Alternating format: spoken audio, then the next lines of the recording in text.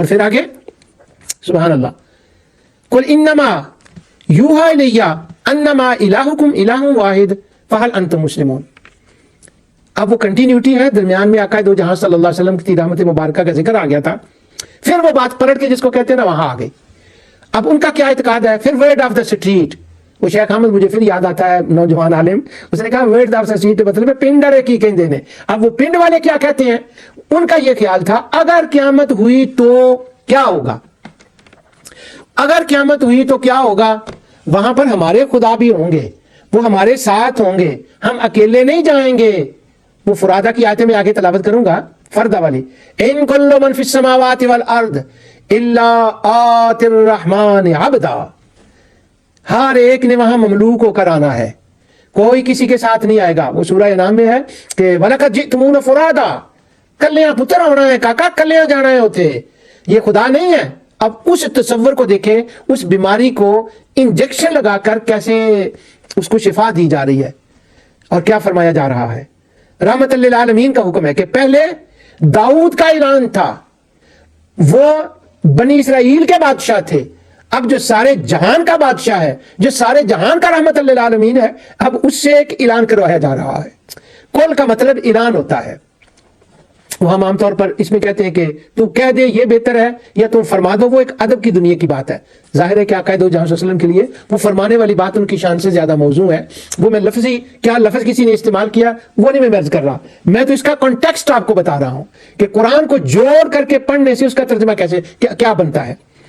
فرمایا ایک اعلان داؤد کا تھا، اور اب ایک اعلان رحمت للعالمین کا ہے۔ اور وہ کیا اعلان ہے؟ وہ کہہ رہے تھے اگر قیامت ہوئی تو وہاں ہوں گے کوئی اور خدا بھی، ان کے ساتھ جائیں گے، ان کے پاس جائیں گے۔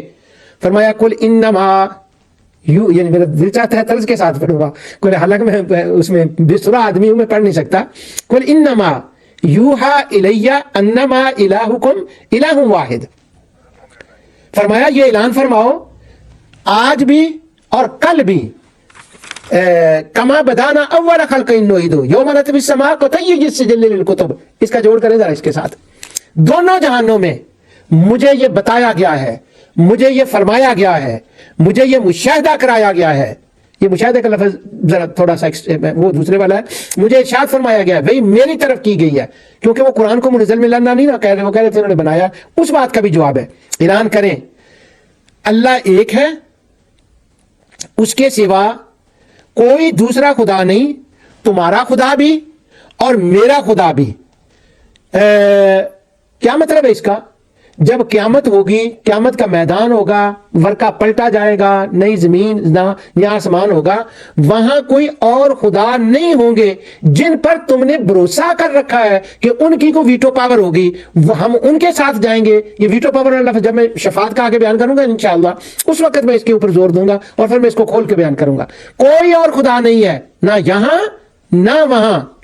فہل انتم مسلمون، اچھا تم بتاؤ اتنی دلیلوں کے بعد تم اس بات کو اب بھی تسلیم نہیں کرتے کہ ہاں وہ بنانے والا بھی تنہا ہے، وہ چلانے والا بھی تنہا ہے، وہ فنا بھی فرمائے گا، وہ اعادہ بھی فرمائے گا، وہ قبروں سے زندہ بھی فرمائے گا، وہ حساب بھی کرے گا، اور باقی رہا تمہارا یہ خیال کہ اس کے پاس علم ہے کہ نہیں ہے۔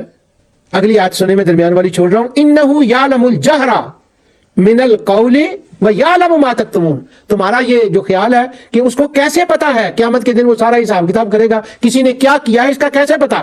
فرمایا سن لو، جو اس کی بڑی تعبیر قرآن میں آئی ہے، حضرت لقمان نے اپنے بیٹے کو جب سمجھایا تھا وہ بھی مائنڈ میں لائے، وہ اسی موضوع کا حصہ ہے۔